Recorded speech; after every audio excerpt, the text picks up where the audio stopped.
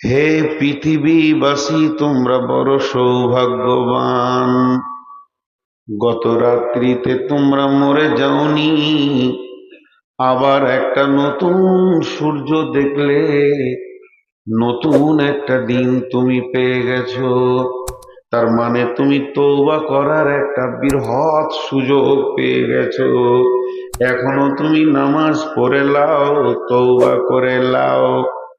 সূর্য যখন পশ্চিম দিকে লাল হয়ে কাঁপতে কাঁপতে কাঁপতে কাঁপতে ধীরে ধীরে ধীরে ধীরে ডুবে যায়, তখন আমাদেরকে বলে, দুনিয়াবাসী রে, চলে গেলাম। তবে তোদেরকে একটা কথা বলে গেলাম, আজকে যে আমি ডুবছি, তুই কবরের দিকে একদিন আগিয়ে চলে গেলি। তোর কবরের রাস্তাটা যত দূরে আছে, আজকে তুই একদিনের রাস্তা শেষ করে ফেলেছিস। অতএব এই গভীর রাত্রিতে অন্ধকারের ভিতরে মাবুদের দরবারে তুই কেঁদে নে, তোর দিকে কবর যেন তত্তর তত্তর করে আগিয়ে আসছি।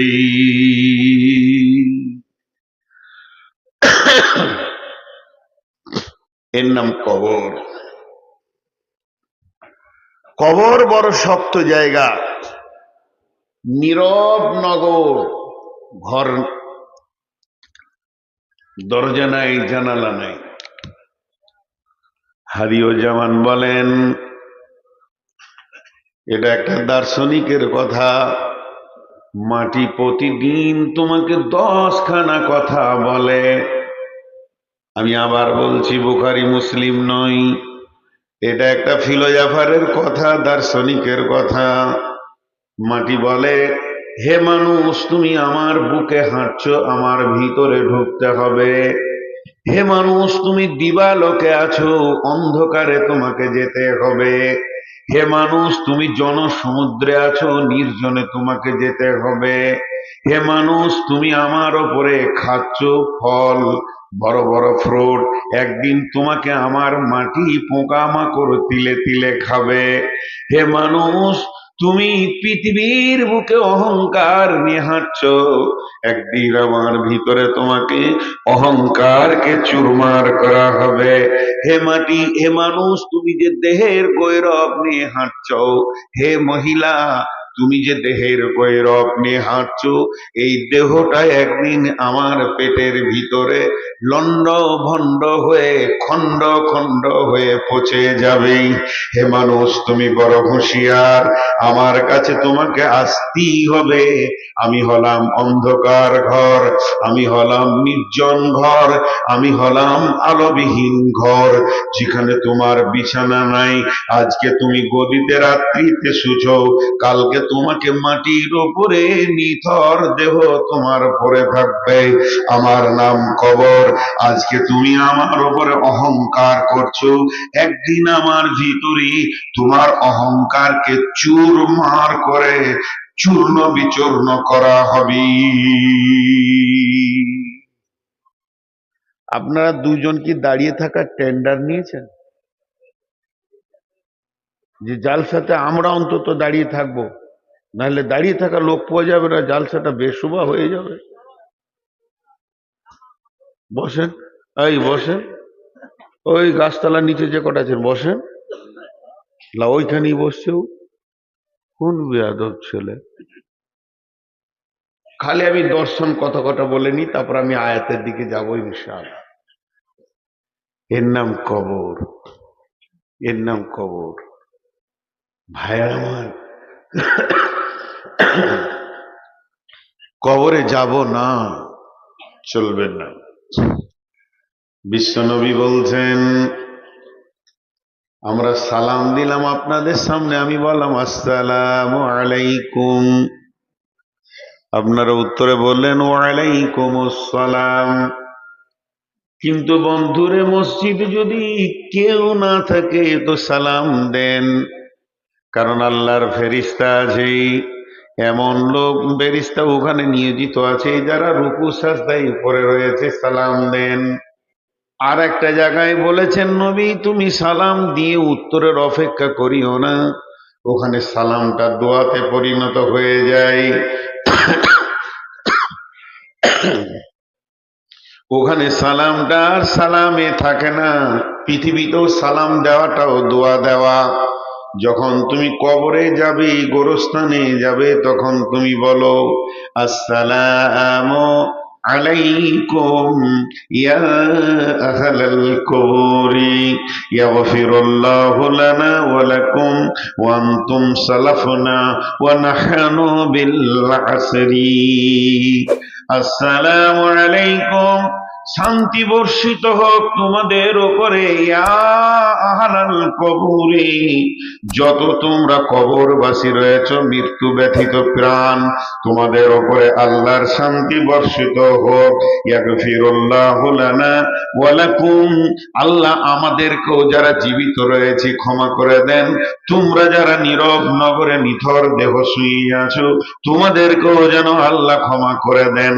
শেষকালেটা বলছেন ওয়া নাহনু, আর শেষকালে বলছেন ইয়াগফিরুল্লাহু লানা ওয়া লাকুম ওয়া আনতুম সালাফুনা ওয়া নাহনু বিল আসরি। এটা দোয়া নয়, এটা হলো আখিরাতের স্মরণের কথা। হে বন্ধু, তোমরা আগে এসেছো, যে জায়গায় তোমরা এসেছো এই জায়গার টিকিট আমাদেরও কাটা আছে। তোমার আগের ট্রেনের রিজার্ভেশন ছিল, তাই তুমি আগে পৌঁছে গেছো, আমরাও পেছনে পেছনে এই জায়গায় এসে পৌঁছাবো। এর জন্য একটা গোরস্থানে লেখা আছে বোর্ডে, বীরভূমের একটা গোরস্থানে বোর্ডে লেখা আছে, হে জীবিত বন্ধু পথিক, পথে একটু থেমে যাও, আমাদের জন্য দোয়া করে যাও। কোন বুদ্ধিমান লিখেছে বড় দামি কথা, হে চলতি পথে পথিক, একটু থেমে যাও, আমাদের জন্য একটু দোয়া করে যাও। আজকে তোমরা যেখানে, গতকাল ছিলাম আমরা সেখানে, আজকে আমরা আছি যেখানে, আগামীকাল আপনি আসবেন সেখানে, এর নাম হচ্ছে কবর। আল্লাহ কয়েকটা আয়াতে ছোট্ট করে কথা বলেছেন। বিসমিল্লাহির রহমানির রহিম, মিন আইয়ি শাইইন খলাকাহু, মিন নুতফাতিন খলাকাহু ফাকাদ্দারা, সুম্মা সাবিলা ইয়াসসারা, সুম্মা আমাতাহু ফাআকবারা। কয়েকটা কথা চটচট করে বলে দিয়েছেন।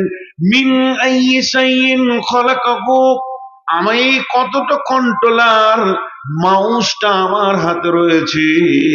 বিশ্ববাসীরে, আমি তোমাকে বানিয়েছি এমন একটা জিনিস দিয়ে, মিন নুতফাতিন খলাকাহু ফাকাদ্দারা, তোমাকে আমি নুতফা দিয়ে বানিয়েছি, বীর্য দিয়ে বানিয়েছি। শেখ সাদী আলাইহি রাহমা বলছেন, নিহাদালা লে ফিরোজ দারসুল বেসান, গুলেলা লে দারসা কে ফিরোজ রান, আদি মে জমিন সুফরা ইলমে ওস, যে দুশ্মন বাড়ি খাঁচ লাগিয়ে দোস। আল্লাহ তাবারক ওয়া তাআলা কত বড় শিল্পী, তিনি এত বড় শিল্পী। গাছটা সবুজ, গাছের ডাল সবুজ, গাছের পাতা সবুজ, গাছের বৃত্তি সবুজ, কিন্তু ফুলটা হলো লাল।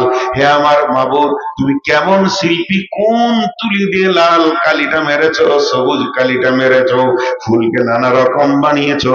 শুধু তাই নয়, মায়ের পেটে দুইখানা পানি দিয়ে সুন্দর সুন্দর মানুষের অবয়ব তুমি দিয়েছো। তুমি কত বড় শিল্পী, তুমি পানির উপরে সুন্দর চেহারা রূপ বানাতে পারো। তাই আল্লাহ তাবারক ওয়া তাআলা বলছেন, মিন আইয়ি শাইইন খলাকাহু, মিন নুতফাতিন খলাকাহু ফাকাদ্দারা, তোকে আমি পানি দিয়ে সুন্দর অবয়ব বানালাম। সুম্মা আমাতাহু ফাকবারা, যে আল্লাহ তোকে বানিয়েছে ওই আল্লাহ আমি তোকে মারবো, আর মারার পরে পরে তোকে আমি কবরে পৌঁছে দিব। যে মাটি দেখে তোকে বানালাম ওই মাটি দিয়ে তোকে আমি পৌঁছে দিব। বিসমিল্লাহির রহমানির রহিম, মিনহা খালাকনাকুম ওয়া ফিহা নুঈদুকুম ওয়া মিনহা নুখরিজুকুম তারাতান উখরা, আমি তোকে মাটি থেকে বানালাম, ওই মাটি দিয়ে শায়িত করব, সেই মাটি দিয়ে তোকে একদম মিসমার করে শেষ করে দেব, আবার ওই মাটি থেকে তোকে বানাবো, তারপরে তোকে আমি সেই জায়গায় দাঁড় করাবো যেটা হলো হিসাবের জায়গা। এর নাম হচ্ছে কবর। এর নাম কবর। জি, আমরা কবরকে ভুলে গেছি। উদাসীন উদাসীন উদাসীনতা আমাদেরকে ভুলিয়েছে। সালাউদ্দিন, ওই চারটাকে বসিয়ে দিয়েছো তো, মাথায় এক কিল করে মারবে, যাও। আস্তে আস্তে করে দেবে, জোরে দিও না। ও দেখছে সবাই বসে গেছে, তো আমি কেন বসবো? আমি তো বেয়াদব নম্বর 1, আবার গাছতলায় গিয়ে দাঁড়াচ্ছে। জি, আপনারা হাসবেন না। কবর একটা এমন জায়গা, শুধু আজকে কবরের উপরে কয়েকটি কথা বলবো। আল্লাহ এবার কি বলছেন? বিসমিল্লাহির রহমানির রহিম। আফালা ইয়ালামু ইযা বুসিরা মা ফিল কুবুর ওয়া হুসিলা মা ফিস সুদূর। তুমি কি জানো না কবরের ভিতরে কি সাইত আছে? এবং যেদিন পৃথিবীর বুককে খুলে দিয়ে এগুলোকে উদীয়মান করা হবে, সমস্ত ইলমেটা কার কাছে আছে? আমার আল্লাহর কাছে আছে। কবর, আমরা লাখ লাখ কবর দেখলাম, এই কবরের ভিতরে কে সাইত আছে? জান্নাতি আছে না জাহান্নামী আছে, দোজখী আছে না পরেজগার আছে? আমাদের শুধু রেখে আসা কাজ, আমরা হাত দুটি ধরে এই মোর হাতে কোদাল ধরিয়া কঠিন মাটির তলে গাড়িয়া দিয়াছি কত সুনামুখ নাওয়ে চোখের জলে। মাটিরে আমি বড় ভালোবাসি, মাটিতে মিশাইব আয় আয় দাদু গলা গলে ধরি, কেঁদে যদি হয় শোক, সেই কবরে কতজনকে নামিয়ে দিলাম। আর আমার আল্লাহ বলছেন আফালা ইয়ালামু ইযা বুসিরা মা ফিল কুবুর, আফালা ইয়ালামু ইযা বুসিরা মা ফিল কুবুর। কবরে কাকে পৌঁছানো হয়েছে তুমি কি জানো? তোমার কি জানা আছে এই কবরের ভিতরে কে রয়েছে? ওয়া হুসিলা মা ফিস সুদূর, এবং তার দিলকে খুলে দেওয়া হয়েছে। দিলের ভিতরে কি আছে না আছে সমস্ত ইলমের মালিক আল্লাহ। সেই আল্লাহ বলছেন ওয়াইদাল কুবুর বুসিরাত, এমন একটা দিন আসবে সেদিন কবর থেকে সবগুলোকে বের করা হবে, একটাও কবরে থাকবে না। একটা পাগলা, একটা শিক্ষিত, একটা নারী, একটা পুরুষ, একটা সাধারণ, একটা মাস্টার, ডাক্তার, ইঞ্জিনিয়ার, যে কোনো সেকশনের মানুষ হোক না কেন, একটা পাগলি, ছোট্ট একটা শিশু পর্যন্ত কবরের কোনো কোণে থেকে যেতে পারবে না। আল্লাহ তাবারাক ওয়া তাআলা সূরা জুমারের মধ্যে বলছেন বিসমিল্লাহির রহমানির রহিম সুম্মা নুফিকা ফীহি উখরা ফাইযা হুম কিয়ামুন ইয়ানজুরুন। যখন আমার ইসরাফিল দ্বিতীয় সুর ফুঁকে দিবে, কবরে আর একটাও থাকবে না, কবর শূন্য হয়ে যাবে, সব হাসরের মাঠে জমা হয়ে যাবে। এর নাম হচ্ছে কবর। জি ভাই, জি খেতে ডাকতে জি, দুটি এবার কথা বলি। আপনারা যেভাবে শুনছেন অনেক ভালো লাগছে। দুটি কথা বলি। কবরে যাব না এরকম কেউ নাই, কিন্তু যখন সুর ফুঁকে দিবে কবর থেকে সব উঠবে, সবাই উঠবে, সবাই উঠবে, সবাই উঠবে, দল দল উঠবে, একটাও থাকবে না। ফাইন্নামা হিয়া জাসরাতুন ওয়াহিদা ফাইজা হুম বিসাহিরা। আল্লাহ তাবারাক ওয়া তাআলা বলছেন একটা হুঙ্কার, আমার একটা হুঙ্কার, বিশ্বের যত মানুষ মাটির নিচে থাকবে এক জায়গায় জমা হয়ে যাবে। তার মানে কবর একদিন শেষ হবে, কবর একদিন শেষ হবে, কবরে একজনও থাকবে না।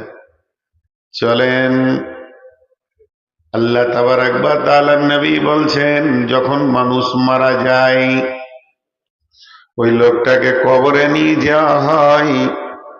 ইদা উদিয়াল মাইয়াতু ফিল কবরে আতাহু মালাকানে, তখন দুইজন ফেরেশতা আছে। ফায়াকুলানে, তারা দুজন বলে, মান রব্বুকা, মা দীনুকা ওয়া মান নবিয়ুকা, তোমার রব কে, তোমার দিন কি এবং তোমার নবী কে। তিনখানা প্রশ্ন হয়ে গেল। লোকটা বড় নেককার, লোকটা বড় পরেশগার, আল্লাহ তাকে রহম করেছেন, আল্লাহ দয়া করেছেন, সে উত্তর দিয়েছেন। কি বলেছেন? রব্বি আল্লাহ দীনুল ইসলাম, নবী মুহাম্মদুর রাসূলুল্লাহ সাল্লাল্লাহু আলাইহি ওয়াসাল্লাম। সঙ্গে সঙ্গে ওই লোকটার জন্যে, যে লোকটা ঠিক ঠিক উত্তর দিয়ে দিল, তার জন্য জাহান্নামের দরজাটা খুলে দেওয়া হবে। দাও দাও করে আগুন জ্বলছে, একটা আগুন আর একটা আগুনের সঙ্গে ছিঁড়াছিঁড়ি করছে, লড়াই করছে, গর্জন দিচ্ছে।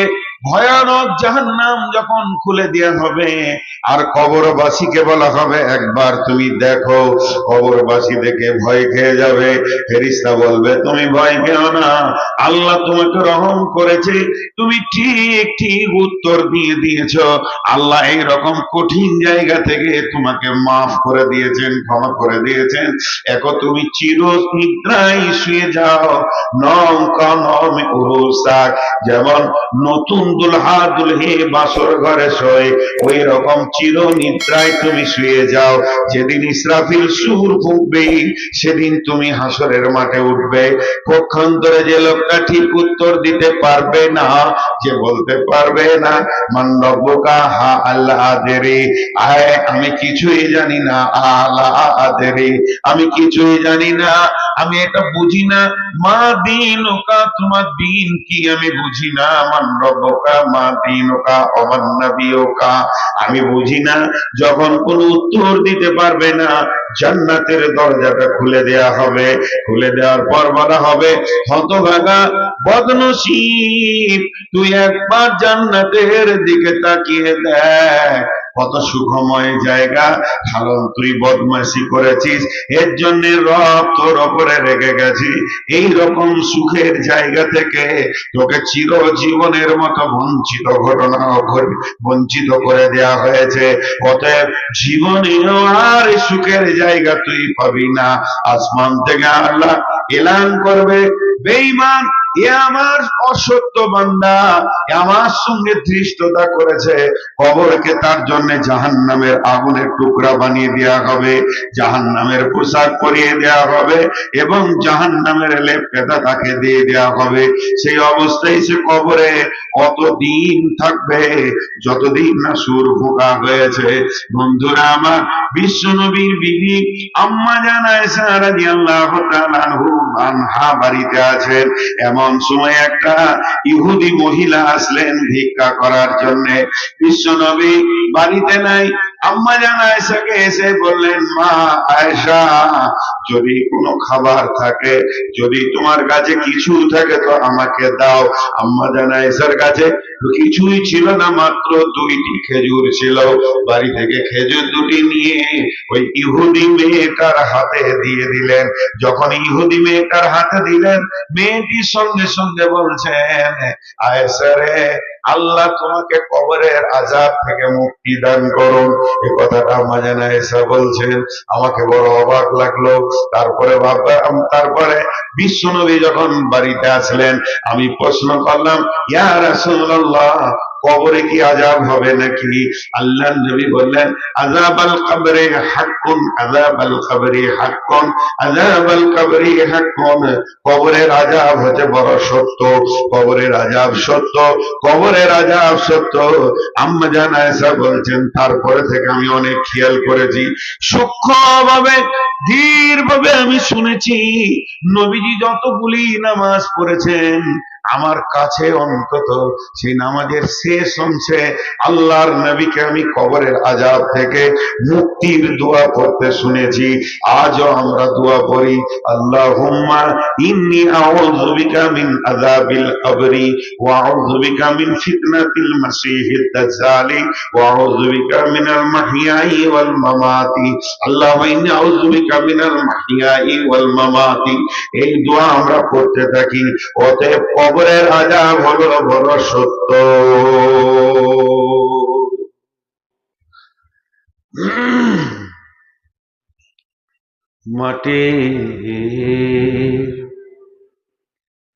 মাটির কবর গৃহে শুয়ায়ে দিলাম যারে, মাটির কবর গৃহে শুয়ায়ে দিলাম যারে। ডাকলেও শত কেউ কখনো আসবে না হাই মাটির বিছানা ছেড়ে,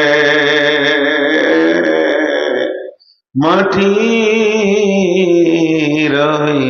কবর গৃহে শুয়ায়ে দিলাম যারে। নবী রাসূল সাহাবা ইমাম আল্লাহর ওলি যত আছেন শুইয়া কবর গৃহে লক্ষ কোটি শত, ডাকলে শত কেউ কখনো আসবে না মাটির বিছানা ছেড়ে, মাটির ওই কবর গৃহে শুয়ায়ে দিলাম যারে। ভাইয়া, আমাদের দেশটার নাম ভারত। আমাদের দেশে সাথে কয়েকটা দেশের বর্ডার মিলে আছে। মায়ানমারের সঙ্গে আছে, বাংলাদেশের সঙ্গে আছে, চীনের সঙ্গে আছে, নেপালের সঙ্গে আছে, ভুটানের সঙ্গে আছে, পাকিস্তানের সঙ্গে আছে। এতগুলি দেশ আমাদের দেশের প্রতিবেশী। মন দিয়ে শোনেন উদাহরণটা। আপনি যে কোনো দেশ যান, যে কোনো দেশ যান, ধরেন আপনি বাংলাদেশ যাবেন কিংবা বাংলাদেশের লোক ইন্ডিয়া আসবে, তো মাঝে আছে বর্ডার। ওই বর্ডারে আছে কাস্টম। কাস্টম কি করে? ইমিগ্রেশন করে, চেক। কাস্টমের কাজ হলো চেক করা, গোটা বডি চেক করবে। কাস্টম এমন একটা চাকরির নাম, তাদের এতটাই পাওয়ার আছে যে দেশের প্রধানমন্ত্রীকেও 24 ঘন্টার জন্য তারা চেক আপে নিতে পারে। আমি মৌলানা সাহেব, আমি হাজি সাহেব, আমি গাজী সাহেব, আমি প্রধানমন্ত্রী, আমি রাষ্ট্রপতি, কাস্টমের কাছে চলবে না। কাস্টম গায়ে হাত দিয়েও চেক করতে পারে। এই মৈদিপুর বর্ডারে পার হন, হিলি বর্ডারে পার হন, দেখবেন একটা আলাদা রোম আছে। যদি সন্দেহ করে তো আপনার কাপড় খুলে চেক করবে। মহিলাদেরকে রোমের ভিতরে নিয়ে গিয়ে মেয়ে পুলিশে চেক করছে। এটা বলে ইমিগ্রেশন। কেন? বাংলাদেশ থেকে যেসব লোকগুলো ইন্ডিয়ায় আসছে ওদেরকে চেক করছে, লোকটা ভালো না লোকটা খারাপ। খারাপ হলে সেই স্থান, ভালো হলে সেই স্থান। তো এই বর্ডারে যেমন চেক হয়, তেমনি এই দুনিয়াটা হলো এহকাল, এহ জগৎ। আর মরার পরে ওই দিকের জগৎটা হলো পরজগৎ। চেক আপে যদি আপনি ধরা খেয়ে যান, আপনার ঢাকা, রাজশাহী, খুলনা, বগুড়া, চিটাগাং, চট্টগ্রাম যাওয়া হলো না। আর বাংলাদেশের লোক যদি চেক আপে ধরা পড়ে যায়, তাহলে ওর আর কলকাতা, দিল্লি আর কেরল, চেন্নাই কোথাও যাওয়া হলো না। চেক আপে যদি ছাড়া যায় তাহলে এগুলো ঘুরবে। ভাইরা আমার, কবর হলো একটা ইমিগ্রেশন ঘর, যেটাকে বাংলায় বলে চেকের ঘর। ওখানে আপনি আমি দুনিয়া করেছি 10 বছর, 20 বছর, 25 বছর, 30 বছর, 40 বছর, 50 বছর, 60 বছর, 70 বছর, 80 বছর, 90 বছর। এবার আমি জান্নাতের দিকে পাড়ি জমিয়ে দিয়েছি। আমার ইচ্ছা আমি জান্নাতে গিয়ে আনন্দ করে কাটাবো, সেই রাস্তাটা আমি ধরে নিয়েছি। যখন ওই রাস্তায় আমি চলতে শুরু করে দিয়েছি, এমন সময় রাস্তার মাঝে যেটা বর্ডার, মতের পরে পরই ওই বর্ডারটার নাম হলো কবর, আর কবর হলো সেই চেকের ঘর। ওইখানে আল্লাহ তাবারাক ওয়া তাআলা প্রত্যেকে ভরবেন, আর দুইজন চেকআপ আসবেন, চেকিং আসবেন, আর দুইজন ইমিগ্রেশনের ফেরেশতা আসবেন। আল্লাহ তাবারাক ওয়া তাআলার নবী বলছেন, ইযা উযিয়াল মাইয়াত, যখন কবরে মাইয়াতকে রাখা হবে, আতাহু মালাকানে, তখন দুইজন ফেরেশতা আসবে, তিনজন আসবে না।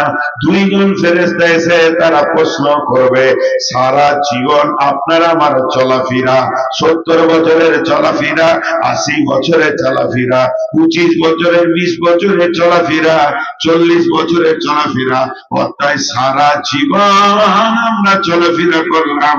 প্রশ্ন হবে মাত্র তিনটি, মান রব্বুকা, মা দীনুকা, ওমান নবিয়ুকা।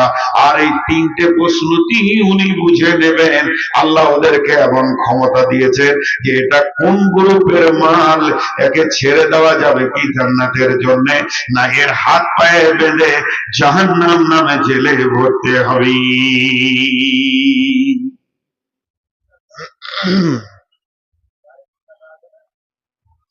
জি ভাই, আপনারা উঠিয়েন না, বসেন বসেন। এখন সূরা তাকাসুরের তাফসীর শুরু করব 2 মিনিট নেওয়ার পর। তো ওইখানে সব ধরা খেয়ে যাবে, সব ধরা খেয়ে যাবে। সব থেকে চালাক কে? সব থেকে চালাক কে? যে বেশি সমাজে মিথ্যা কথা বলে। যদি কেউ সমাজকে ধোঁকা দেয় আর মিথ্যা কথা বলে, তো সমাজ ওর নাম দিবে চালাক।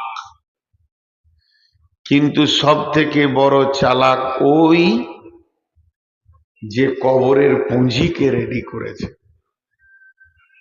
সব থেকে চালাক ওই যে কবরের পুঁজিকে রেডি করতে পেরেছে। এর মতো চালাক আর কেউ নাই। সাহাবা রাদিয়াল্লাহু আজমাইনেরা দুনিয়াকে হারিয়েছেন, কবরের পুঁজিকে রেডি করেছেন, আর আমরা ওটা উল্টা করেছি। এখন একটা প্রশ্ন করব আপনাদেরকে, আপনারা হালকা করে উত্তর দেবেন, চিল্লাতে হবে না। এটা তো চলছে নভেম্বর, ডিসেম্বর, জানুয়ারি, ফেব্রুয়ারি, মার্চ, এপ্রিল, হয়তো বা 4 মাস, খুব বেশি 4.5 মাস আছে মাধ্যমিক পরীক্ষা হবে। উদাহরণটা মন দিয়ে শুনেন, মাধ্যমিক পরীক্ষা হবে। এই মাধ্যমিক পরীক্ষার যদি প্রশ্নগুলো, যে প্রশ্ন আসবে, কোশ্চেন যেগুলো আসবে, এগুলো যদি এখন সব ছেলেদের হাতে হাতে দিয়ে দেওয়া হয় 4 মাস আগে, ছেলেগুলো পাস করবে না ফেল করবে? বলেন, পাস করবে না ফেল করবে? সব থেকে মরাটাও ফার্স্ট ডিভিশন হয়ে যাবে। 1 নম্বর গেল। 2 নম্বর প্রশ্ন, যে মাধ্যমিক পরীক্ষায় যদি কোনো ছেলে এবছর ব্যাক পায়, সামনে বছর সে পরীক্ষায় বসতে পাবে কি পাবে না? বলেন, পাবে কি পাবে না? পাবে। আর এটা শেষ প্রশ্ন, সারা পৃথিবীর এডুকেশন বিভাগ, শিক্ষা বিভাগ কি, মাদ্রাসা কি, মক্তব কি, স্কুল কি, কলেজ, এরা একমত 100তে যদি কেউ 33 পায় তো পাস, মানে 3/1 পেলে ওকে পাসের ঘোষণা দাও, ওকে পরের ক্লাসে বসতে দাও, ছেলেটা চলবে। 3টে কথা বললাম। এই বছর ব্যাক পেলে সামনে বছর পরীক্ষা দিতে পাবে। আর যদি কোশ্চেনকে আউট করে দেয়া হয় সবাই পাস করবে। আর 100/3 100তে 3/1 পেলে পাস। এবার চলেন কবর। কবর আপনার আমার, কবরে কি প্রশ্ন হবে? 1450 বছর আগে নবীজি তার কোশ্চেন আউট করে দিয়েছেন। কবরের কোশ্চেনকে গোপনে রাখা নাই। তুমি যখন কবরে ঢুকবে তোমার প্রশ্ন তুমি বুঝতে পারবে, তার আগে পারবে না এমন নয়। আমার আল্লাহ কত বড় মেহেরবান, তিনি চাচ্ছেন আমার সমস্ত গোলামগুলো যেন কবরে পাস করে যায়, একজনও ফেল না করে যায়। তাই তিনি প্রশ্নগুলোকে উত্তর মানে আউট করে দিয়েছেন। শুধু প্রশ্ন আউট করেননি, সঙ্গে সঙ্গে উত্তর কি হবে নবীকে দিয়ে তাও আউট করে দিয়েছেন। তাহলে প্রশ্ন আর উত্তর দুটোই 1450 বছর আগে তার আউট হয়ে গেছে, আপনার আমার কাছে পৌঁছে গেছে। আমি আজকে 50 বছর সে প্রশ্ন এবং উত্তর জানি। 1 নম্বর আল্লাহ দয়ালু, 2 নম্বর হলো সারা পৃথিবীর সমস্ত পরীক্ষাওয়ালারা একমত 100তে 33 পেলে অর্থাৎ 3/1 পেলে পাস। আর আমার আল্লাহ কত মেহেরবান, 100তে কেউ যদি 10 পায় তো পাস, 10/1 পেলে পাস। আল্লাহ 2 জায়গায় বড় মেহেরবান, কিন্তু 1 জায়গায় বড় কঠিন। সেটা হলো কি, 2024 সালে কিংবা 25 সালে মাধ্যমিকে ফেল করলে আপনার 26-এ চান্স পাবে, 26-এ ফেল করলে 27-এ চান্স পাবে। কিন্তু বন্ধুরে, কবরে যদি কেউ ফেল করে যায় সে আর দ্বিতীয় চান্স পাবে না, তাকে 1 চান্সই কবরে পাস হতে হবে। মাধ্যমিকের মতো আল্লাহকে বলবে, মাবুদ আমাকে ছেড়ে দাও, আর একবার পড়াশোনা করে আসি, এরপরে আমি 1 চান্সে পাস করব। এই সুযোগটা কিন্তু কবরের বিষয়ে দেওয়া যাবে না, শুধুমাত্র দুনিয়াবি ক্ষেত্রে রয়েছে। অতএব বন্ধুরা আমার, এখানে আমরা যতজন বসে আছি আমরা সবাই পরীক্ষার্থী, আল্লাহর কলমে আমরা সবাই পরীক্ষার্থী। সামনে আমাদের মাধ্যমিক আসছে, অর্থাৎ কবর আছে। এমন কোন আল্লাহর বলিষ্ঠ বান্দা আছে সে বুকে হাত দিয়ে বলবে আমি কবরের প্রত্যেকটা প্রশ্নের উত্তর দিয়ে দিব? ফেরেশতা বলবে মান রব্বুকা, আমি বলবো রব্বি আল্লাহ। ফেরেশতা বলবে মা দীনুকা, তোমার দিন কি? আমি বলবো দীনুল ইসলাম। ফেরেশতা বলবে মান নবিয়ুকা, তোমার নবী কে? আমি বলবো নবী মুহাম্মদুর রাসূলুল্লাহ সাল্লাল্লাহু আলাইহি ওয়াসাল্লাম।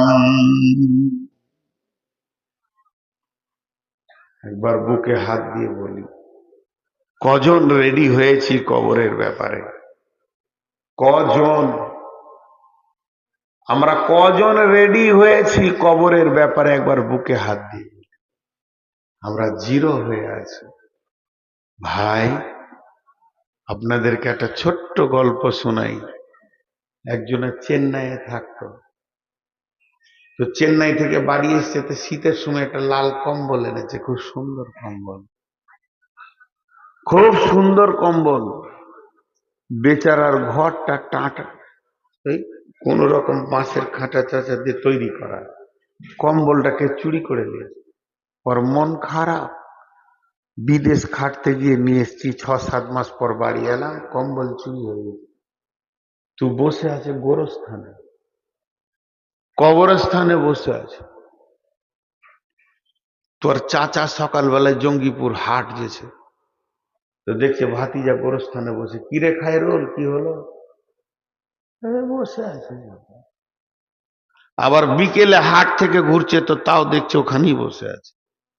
তোর চাচা ডাকে, ভাতিজা শোন এদিকে আয়। কি হলো বেটা? ওই চাচা সেই কম্বলটা হারিয়ে গেছে, কে চুরি করে নিয়েছে, আমার ঘর থেকে বের করে নিয়েছে, তালা চাবি তো নাই, গরিব মানুষ। তো ওখানে কি করছিস? গোরস্থানে মরারা তোর কম্বল চুরি করেছে? বলছে না, তা নাই। তো তোর কম্বল চুরি হয়েছে, চায়ের দোকানে ওখানে লোক আছে, মরে যায় ওখানে বল। 5টা লোক যেখানে আছে সেখানে বল, কে লিয়েছে জি দাও।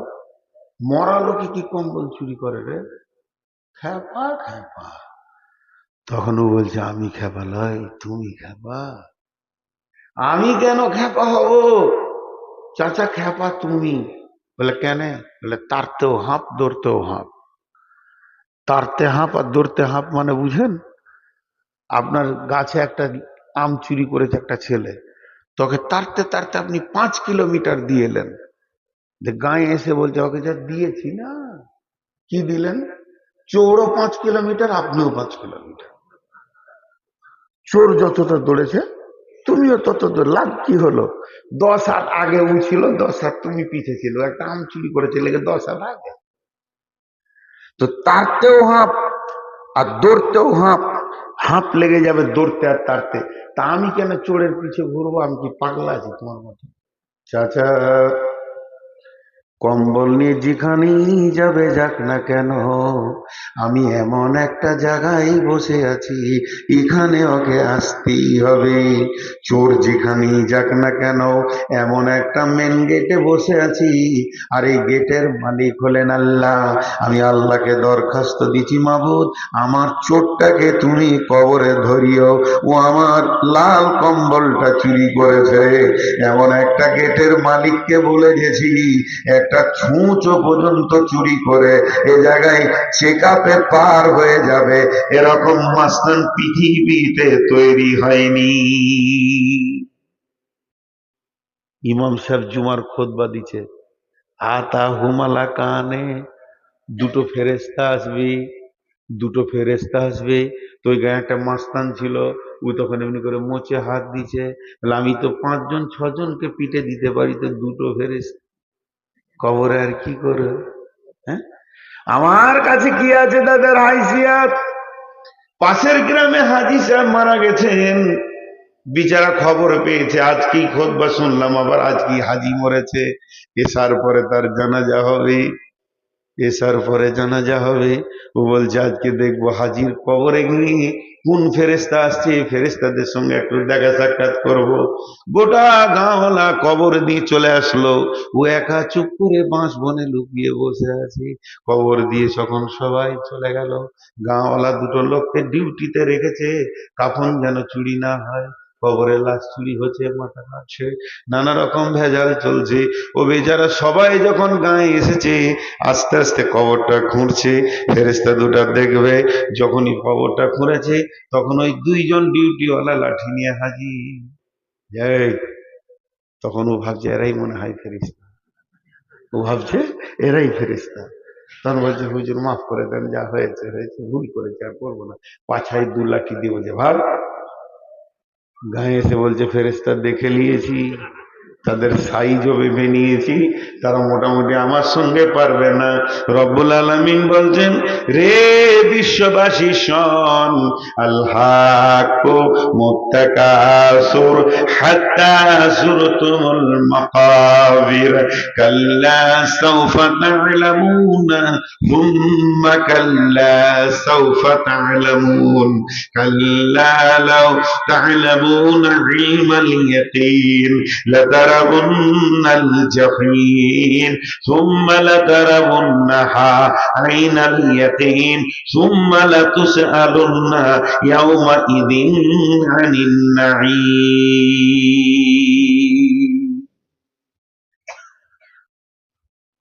আয়াতটার পড়েছি আমি, শুধু একটা ভাষার উপরে টিকে আছি, কবর। একটা প্রশ্ন রেখে তারপরে আয়াতগুলো তর্জমায় যাব, আর মাঝে একটা কথা 30 সেকেন্ড বলবো। প্রশ্নটা আপনার আমার কাছে খুব ধ্যান দিয়ে শুনবেন, এবং প্রশ্নের ভিতরে জটিলতা আছে। কি? আমাদের সারা জীবনে প্রশ্ন 3টি, মান রব্বুকা, মা দীনুকা, মান নাবিয়ুকা। প্রশ্ন যদি বুঝতে পারেন তো উত্তর বুঝতে সুবিধা হবে। আর বিশ্ব নবী বলেছেন যে কবরে পার হয়ে যাবে, সে সব জায়গায় পার হয়ে যাবে। হযরতে ওসমান গনি রাদিয়াল্লাহু তাআলা আনহু কবর দেখলে অঝর নয়নে কাঁদতেন, কবরের বয়ান শুনলে অঝর নয়নে কাঁদতেন। ওসমান গনিকে প্রশ্ন করা হলো, হে আমিরুল মুমিনিন খলিফাতুল মুসলিমিন, আপনি কবরের ব্যাপারে এত কাঁদেন কেন? তিনি বলেছিলেন যে আল্লাহর রসুল বলেছেন যে কবরে বাঁধবে সে সব জায়গায় বেঁচে যাবে, যে কবরে ফাঁসবে সে সব জায়গায় ফেঁসে যাবে, এই জন্য আমাকে কবরকে অতি ভয় লাগে। মাঝে 1 মিনিট একটা কথা বলে নি, ভাবিয়েন না বিজনেস করছি। গারকুল বাকি, যেটাকে বাংলা ভাষায় সবাই আমরা জান্নাতুল বাকি বলছি, আসলে জান্নাতুল বাকি নয়, গারকুল বাকি। মদিনা মানওয়ারাতে আছে, এটা মসজিদে নববীর বাম পাশে রয়েছে। ওখানে গিয়ে ওসমানের কবরটা যেদিন দেখতে গেলাম, সেদিন আমি মনে মনে ভাবছিলাম, হায় রে ওসমান, যে কবরকে তুমি ভয়ে এত কাঁদতে, আজকে সেই কবরই নীরবে তোমাকে শুতে হয়েছে, কবর তোমার কান্নার জন্যে মাফ করে দেয়নি। বন্ধুরা আমার, এর জন্য বলছি, ভালো মুআল্লিম যে মক্কা মদিনা ঠিক করে বোঝাতে পারবে, তার সঙ্গে হজ বা উমরা করবেন। হাত দুটো ধরে বলছি, পা দুটো ধরে বলছি, কম টাকায় দালালের পাল্লায় চলে যেন না, বরবাদ হয়ে যাবে, বাতিল হয়ে যাবে। অতএব বন্ধু, ওই কবরের ব্যাপারে সেদিন চিন্তা করেছিলাম, 10 থেকে 12 হাজার শহীদ শুয়ে আছে, আরব কবরে শুয়ে আছে। ওহুদের প্রান্তে 70 জন সাহাবী, 13 জন সাহাবী বদরের প্রান্তে শুয়ে আছে। এদের ইতিহাস যে জানে না, তার সঙ্গে হজ উমরায় যেন না। আল্লাহর রাস্তে বলছি, যদি একবার খিদমত করার সুযোগ দেন, আমার সঙ্গে যাবেন, ইনশাআল্লাহ এগুলোকে বুঝিয়ে দিব। যে কবরের ব্যাপারে হযরত ওসমান অঝোর নয়নে কেঁদেছেন, ওই কবরে হযরত ওসমান দীর্ঘ লম্বা টাইম শুয়ে রয়েছেন। হযরত ওসমানকে কাঁদার জন্য কবর মাফ করে দেয়নি। বন্ধুরে আমার, শুনেলেন সেই নীরব নগর কবর, ওই কবরে প্রশ্ন হবে, মান রব্বুকা মা দীনুকা মান নবিয়ুকা। নামাজের প্রশ্ন নাই, রোজার প্রশ্ন নাই, হজের প্রশ্ন নাই, জাকাতের প্রশ্ন নাই, দানের প্রশ্ন নাই, পর্দার প্রশ্ন নাই, সুদের প্রশ্ন নাই, জুয়ার প্রশ্ন নাই, লুদুর প্রশ্ন নাই, দাবার প্রশ্ন নাই, মদের প্রশ্ন নাই, পৃথিবীর বুকে যত গুনাহ রয়েছে কোনো প্রশ্ন নাই। শুধু প্রশ্ন হচ্ছে মান রব্বুকা মা দীনুকা ওয়া মান নবিয়ুকা। আর 3টে প্রশ্নের জবাব যে দিবে সে বেঁচে যাবে। হযরত ওসমান বলছেন, আর সে আটকাবে না, সে ফাঁসবে না। তাহলে নামাজ রোজা পড়ার কি দরকার আছে? এটা আমার প্রশ্ন।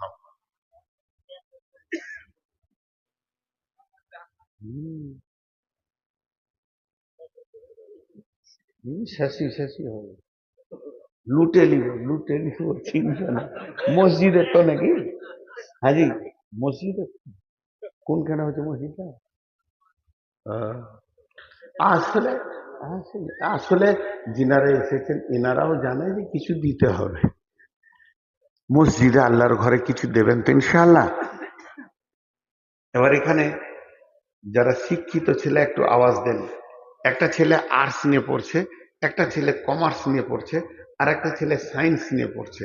সামনে পরীক্ষা, আর্টসের ছেলে কমার্সের প্রশ্ন পড়বে, কমার্সের বই পড়বে, সায়েন্সের ছেলে আর্টসের বই পড়বে? তাহলে আমরা ওই 3টে প্রশ্নের সম্মুখীন হব। তো নামাজ পড়া কি দরকার? নামাজ পড়া কি দরকার? এটা একটা প্রশ্ন আপনাদের সামনে আমি রেখে দিলাম, উত্তরটা আমি দিব ইনশাআল্লাহ, আমিই দিব উত্তরটা। কিন্তু 2টি মিনিট প্রশ্নটা আপনাদের কাছে রাখলাম। এই 3টে প্রশ্ন এখানে আসবে। মাঝে একটা ছোট্ট গল্প শুনেই। একটা ছেলে ল ল নিয়ে পড়ছে, লয়ার, মানে বিরাট বড় সে তর্কবিদ হবে। তো কিছু আছে লোক কবরের আযাবকে বিশ্বাস করে না। আর আহলে কোরআন বলে একটা দল বেরিয়েছে, এরাও কবরের আযাবকে বিশ্বাস করে না। আর আমি আপনাদেরকে একটা জিনিস প্রমাণ করব, কবরের আযাব আমাদের জন্য নিয়ামত। কবরের আযাব আমাদের জন্য গজব লয়, কি নিয়ামত, এটা বলবো। তার আগে এইটা বলে দিই, তো ও বড় চালাক, ও আল্লাহ মানে না, কবর মানে না, হাসর মানে না।